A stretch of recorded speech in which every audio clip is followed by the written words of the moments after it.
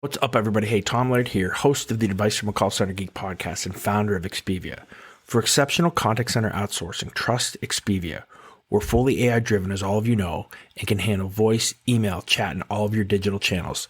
Our 600-seat USA contact center is expert in healthcare, financial services, insurance, tech support, retail, and more. Experts on the NICE CX1 platform, we ensure seamless customer experiences. DM me or visit expiviausa.com for more. This is Advice from a Call Center Geek, a weekly podcast with a focus on all things call center. We'll cover it all from call center operations, hiring, culture, technology, and education. We're here to give you actionable items to improve the quality of yours and your customers' experience. This is an evolving industry with creative minds and ambitious people like this guy. Not only is his passion call center operations, but he's our host. He's the CEO of Expivia Interaction Marketing Group and the Call Center Geek himself, Tom Laird.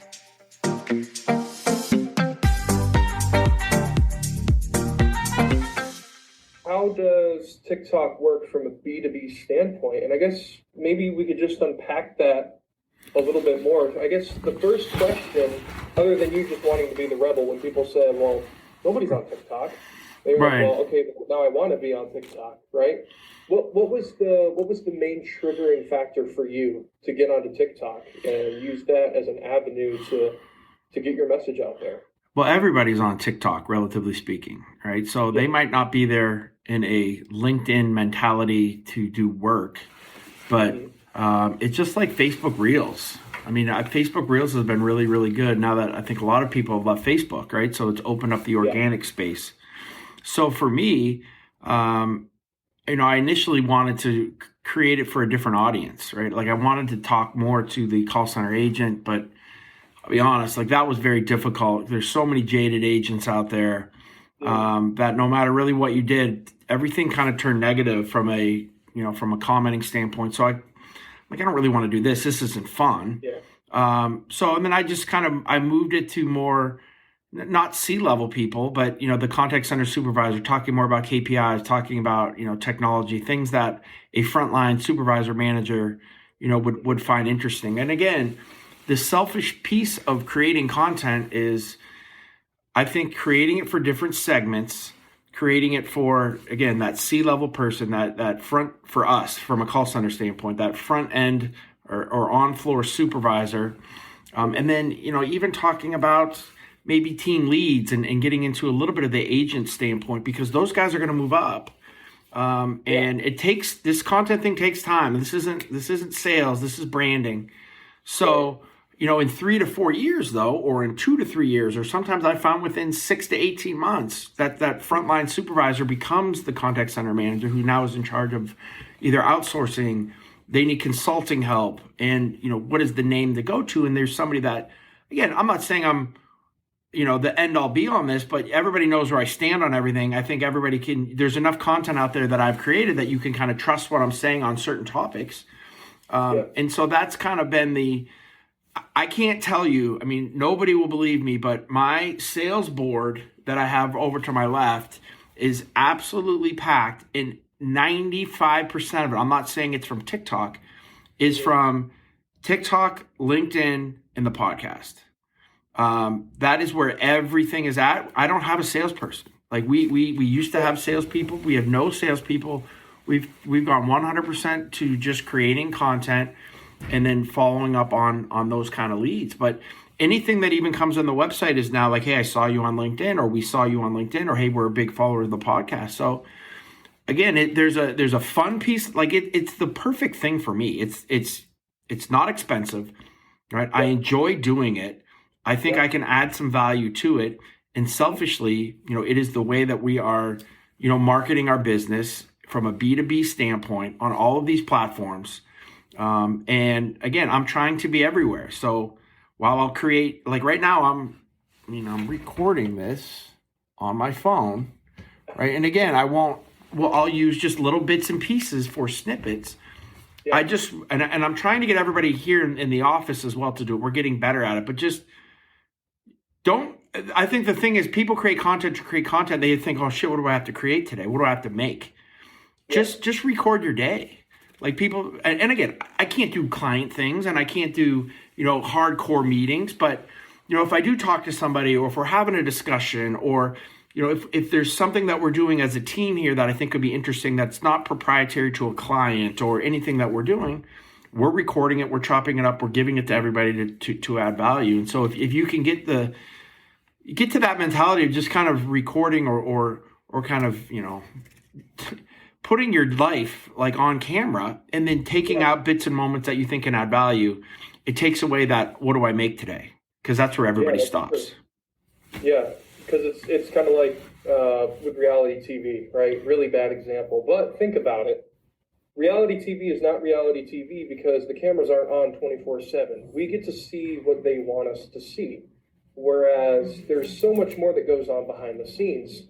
So I really like that idea that if you just keep the camera rolling 24/7, then there is no limit to the amount of content that you can pull from. And I love the fact that you say you don't have salespeople, because we're trying to go the same route with our company as well. We're really focusing on a content creation engine because we believe that buyers don't really buy from companies, they buy from people that they trust. Mm-hmm. So being able to create content, and especially on platforms like TikTok where everybody is, it creates more exposure for me as an individual. And then that relates back to, well, here's what I said about this. Here's why I said it. And I also just so happen to work for this company that also fixes this issue. So it's such a unique and very contrarian belief in traditional sales, pounding the phone, right, and sending out thousands of cold emails. Right. But I really believe that not only does it bring in pipeline, but it brings in quality pipeline as well. Yeah, and listen, but it's a mentality from higher ups, because you have to trust that the selfishness, and that's a bad word for it, but I keep using it. The selfishness of what you're doing will come in the end. It can never be forced. Like anytime that I'm even like, I'll do something even as a BPO, like I'll almost say like, hey, this is kind of a sales thing, or this is like, I think when you start to even if you do like, you post half of a video or half of a blog, like, hey, for more, if you want to read the whole thing, go to here, which is then a paywall that you have to give your email. Like the whole tricking people, I think, has gone out the window. Yeah. And again, this is just it's a huge, I think being the owner, I'm so committed to my business that I do this. I don't know if I was if I was working for somebody, if I would, or if they wouldn't even allow me to do this. Like nobody can tell me what I can do or what I can't do here. But I could see how, this really has to be a buy-in from the top all the way down, because if there's one hitch in it, that's not going to go. And then when you get sales involved, and when you have marketing and sales, and then they're talking about messaging, and I'm not saying that stuff's wrong, but I see it with the podcast. Like people will come on and be like, hey, I want to do a pre-roll ad. I'm like, all right, awesome. Like, hey, will you read the pre-roll ad? I'm like, no problem. And then I read the pre-roll ad, and I'm like, guys, I'll put this on. But I mean, what if I did this? And like, I did it more just me talking and like more genuine. They're like, no, listen, we have to stick with how our branding is, because we're going out, we're branding the whole way like this. And again, they know more about that than me, because they're $1 billion companies, and they've done something right. But I think for a smaller kind of grassroots, or under 100 million, under $200 million company, there's a lot of cool things you can do from a kind of a guerrilla warfare marketing standpoint. Absolutely. And it's one of the things that I've enjoyed most about being part of a startup company as well, is we kind of look at, well, let's say you're familiar with Lavender, I assume. Mm-hmm. You see the way that they market too. Mm-hmm. They're all over TikTok as well. And you have people like Will Aitken, who just joined their team, Todd Clouser. They're posting. It's a little different, because a lot of the content that you post, like you said, you don't do a lot of the dances or the memes or anything. Right. You're more focused on, let me get these questions that are already being asked, this voice that I've already got, I want to put that out on TikTok. And they're a little bit more on the humor side. Yeah. But regardless of what the content is, I still think it's just an incredible vehicle to get more and more content out there. And I think what I'm learning with TikTok, like the one that I posted most recently that talks about AI in the contact center and how it's going to take our jobs, oh no. Mm-hmm. Very controversial topic. of course. But what I'm learning is I can use TikTok to create the content, and it might not get a whole lot of engagement on TikTok, but once I put that out to my LinkedIn network, 5,000 impressions on one TikTok Yep. video. It's like, whoa, hang on a second. What? Yep. And then you need to put that on Reels as well. Yeah. Get on the Reels. I struggle really everywhere else, even on Facebook or on YouTube and YouTube Shorts, but Facebook Reels it's been real. I mean, it's a little bit hit or miss, but I mean, there's some, ones that I don't think are going to do anything. I just basically take that. And again, I don't know if you've heard I talked with Dave on that kind of LinkedIn Live. We talked about repurpose.io, and it's been like the godsend to me. So basically I just create a workflow through TikTok. They don't have LinkedIn yet, but YouTube, TikTok, Instagram, and basically it will then send it out to all the other social platforms in the right format. It'll take the watermarks off, and then you can kind of customize it for each of those. It's made things, and you can schedule it.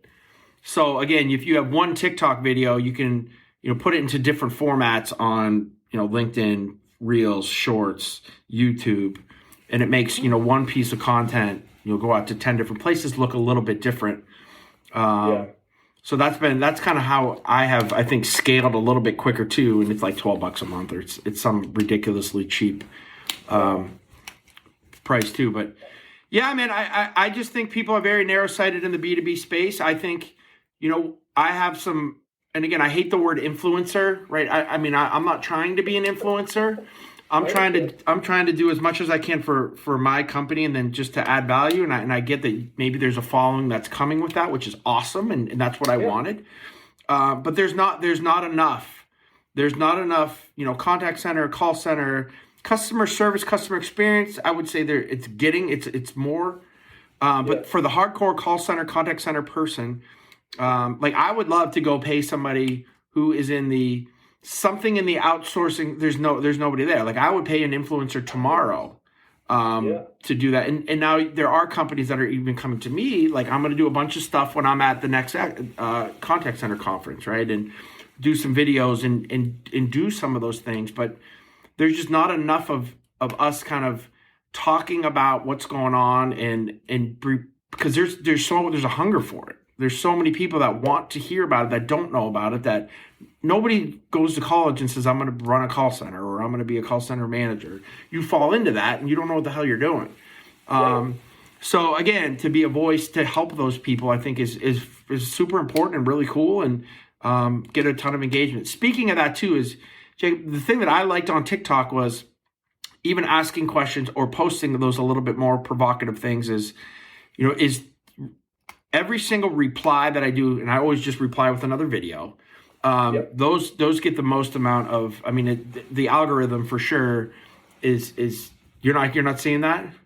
No. I'm shaking my head in disbelief. Oh yeah. The algorithm definitely favors that. I mean, that's what I've seen. Yeah. So those will go much. So those are gold for me. If anybody says anything cool or has a question, or even if it's a little bit negative, that I can kind of turn it around maybe. Those go for sure, and then again, that's more video for LinkedIn because you just answered a question that somebody had, and now you're doing it on LinkedIn, and it's just this reoccurring thing that you're not creating. Again, nobody wants to think about how do I create a video today. I don't have time for that. I'm not creating props, and I can't do that. But I think anything that can organically be turned into new content is, first of all, it's probably the most want to be viewed because you're going to get the most value of it. If I just created something that's kind of funny, it's cool. But I'm trying to look at too, TikTok wise, I want to do some, to do some stitches and to do some duets, with maybe a contact center agent that's doing things the right way, or maybe, but again, I get into the agent thing again and it turns into, I'm like Mr. Boomer. I get called boomers, and so, but I don't know, there's so much that I'm not even tapping into, but just being on there, and then once you get to 1,000 followers, not that that's a magic number, but for them it's magic because you can go live, right? And so, so that's everything that I'm doing, from any type of podcast, any type of anything, my phone is just up. It's on TikTok. I'm going live, answering questions on there too. So it's just another kind of avenue.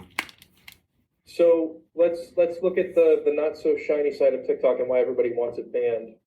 There's a lot of talk about, well, there's going to be facial recognition. Chinese government's trying to learn how to steal your identity.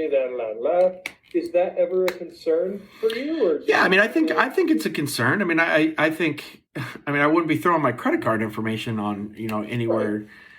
But I don't know. I think, I mean, we look at Facebook and look at all the stuff that happened with Facebook, right? You look at, I mean, I have more information on LinkedIn than I have anywhere in the world. Like, if you want to know anything about me at any point, just go on my LinkedIn profile. You can find my phone number, my email, everything I've done. I don't know. I think I don't know enough about it from a security standpoint. I mean, if they're going to ban this stuff on like government stuff, I'm totally fine with it. I mean, I get it. But I just think, as a society, we're just so paranoid about all of this stuff. Now, granted, if they are really doing what they're saying, yeah, that's some things. But again, I think for how I'm using it, for what I'm using it for, I don't know. What are you going to get from me? Like, I don't know. I mean, unless again, like they say, if you can break into my phone and like steal everything, then yeah, maybe that's if I'm being super naive. But anything short of that, I mean, I'd rather have you have all of my information so that anything you give me is tailored to me than me having everything off and I'm going to get it anyway. And I think there's just a paranoia about not TikTok, because I think TikTok, there's something there, right? Like, but I mean, even when they talked about Facebook, when they talk about Google, when they talk about all of your information being online, right? I mean, I get if a hack's a hack happens at a bank. I mean, I get that all the time. But again, I'd rather you have all my information, know everything you want to know about me, and then at least the ads I'm getting are something I may want. Other than just, me hiding everything. I don't know. It seems like I got other things to worry about, and maybe I'm totally naive on this. But for me, the cost benefit analysis of doing this, the benefit has been, so much worth, any type of small risk I might have of being out there. I mean, it's something that I'm willing to definitely do. So here's another question, because we'll call it a podcast, but it's really a live discussion that we host every Tuesday. You may have heard of it, OttoQA Live. You may have been on it. Yeah. Do you think that type of content could be repurposed well for TikTok if we just take a snippet from there in the same way that you would just putting out an ad on LinkedIn or just a company page post? Yeah, you should do it. You should do it live on TikTok. I mean, when you get to that point, you should do it live there as well. All of your lives are recorded. You can download your lives, and then you can repurpose that. I mean, the answer is always, the algorithm's going to tell you if it stinks or not, right? So don't overthink, should we do this or shouldn't? The answer is always yes. You should test it. You should try it. If it doesn't work, the algorithm and the audience will tell you it doesn't work. Then go back to the drawing board. But don't overthink it. A lot of that content is awesome stuff. And again, the more eyes and the more things that you can get on it, the better. And you're going to have duds. I have duds all, like, probably 60% of everything I post is a dud. But that 40% and then that 10% is worth all the 60% that, really don't resonate and I repost as well. Like, remember, we have audiences and followings, but such a small percentage of everybody sees everything. Anything that you post that does well now will do well in the future. And I will say anything that does not do well now may do well in the future. So I've reposted a ton of stuff from before that really worked and it still works. And I've posted a lot of stuff that has not worked, maybe changed the heading, maybe changed, the look of feel of it. And it's done extremely well. But again, I'm not doing enough analytics on all my posts. I don't have like an Excel spreadsheet that I'm saying this worked, that didn't work. I'm just kind of looking and eyeballing it. And then I'll know kind of what did what over the last, 6 months or so. But I'm just so engaged with it every day that I think, I kind of have a good feel, but I probably should get a little bit more, into the professional side of it. But again, I think if I do that, I might become too analytical and start to create content that I think will work instead of just content that I want to do that I think will help. So to kind of go along with that, going more professional with it, you also have the option when you do TikTok to either be a creator or a business. Are you a business account? Yeah, I think I'm a business account. The only reason I'm a business account is because you have more tools. Yeah. There's a couple of call to actions there. I think you have email, you call me. Yeah, and it's easier to do if you ever.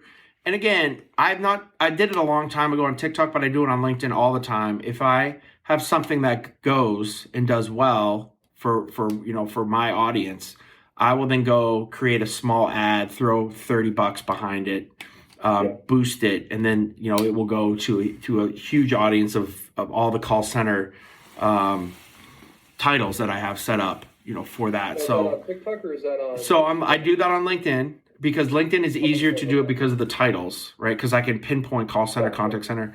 But that's how I got my 1,000 views as quickly as I did. Is anything that went over, let's say 300 impressions when I was first starting with like literally 50 followers. I would then, throw $20, run it for, $20 a day for 3 days. So $60 and just clicked on to try to get as many followers as I could. Cause I wanted to get to that 1,000 as quick as I can. Once I got to 1,000, I really haven't done that on TikTok at all anymore. And it's kind of grown. I probably get, 5 to 7 new followers a day, something like that.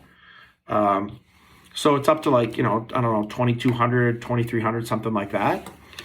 And, hopefully I can, that can continue to go. It's gone pretty well because again, nobody's doing it. And I like when nobody's doing it. It makes just that window a little bit bigger until people figure it out. Absolutely. And it's always fun to get on when there's nothing out there. It's always fun to be like the grassroots. I guess my last thought when it comes to doing TikTok is, so I know you probably haven't cracked the algorithm yet. And I know you talk about like that 1,000 followers and then growing.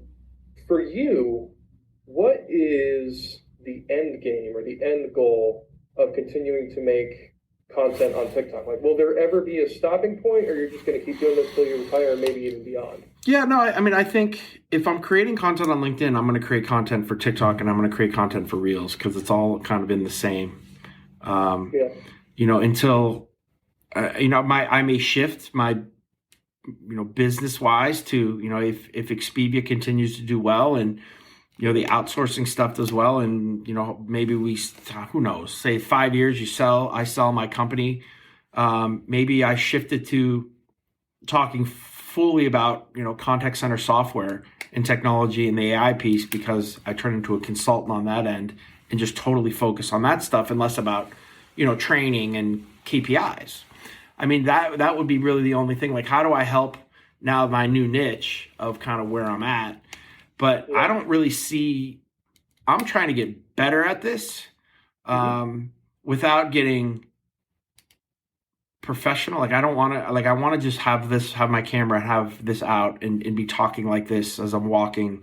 Like, I don't want a set or a stage or, I don't know. It's not how I feel like it's, and I want to just talk when I want to talk. Like I think the best stuff that I have is an idea comes into my head or somebody asks me a question and I literally walk over to the corner of my office and, create a 2-minute video or a 30-second video. That stuff's awesome. Like if it gets ever hard, I think that's when I would, that would mean I would be out of the business. Like I'd be doing something different because again, I don't want to think about what I have to create every day.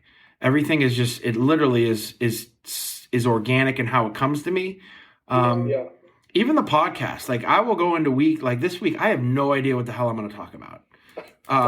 But something will spur something from either what I'm doing or like, wow, that will be really cool. But there's very little, pre-planning or thought. And that's why like it's paralysis by analysis, right? And people talk about that so many times. Like, I don't know what the hell I'm going to talk about either, but I'll figure something out. And I think that's the best stuff, that actually comes out.